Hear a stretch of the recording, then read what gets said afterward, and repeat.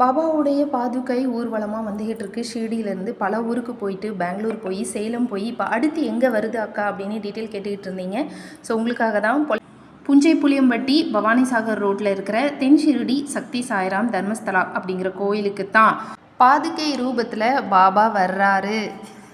தேதி என்ன அப்படின்னா 22, 23 செவ்வாய் மற்றும் புதன்கிழமை. செவ்வாய்க்கிழமை தான் கோயிலுக்கு பாதுகை வந்து சேருது.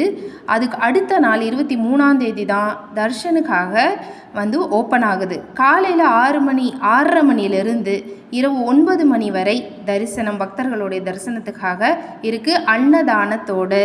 ஸோ புஞ்சை பிள்ளையம்பட்டி அந்த ஊர் பக்கம் இருக்கிறவங்க தயாராக இருங்க. நீங்களாம் கொடுத்து வச்சுருக்கவங்க என்னென்னு தெரியல, இந்த தடவை கோயம்புத்தூருக்கு வரல அப்படின்னு சொல்கிறாங்க. நாகாசாய் கோயிலுக்கு வரல, நான் விசாரிச்சிட்டேன்.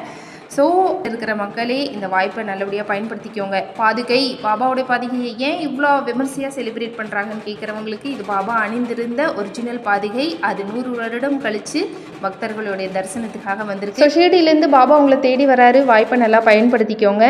தெரியாதவங்களுக்கு இந்த தகவலை ஷேர் பண்ணுங்கள். பாபாவுடைய ஆசீர்வாதம் எல்லாருக்கும் கிடைக்கட்டும்.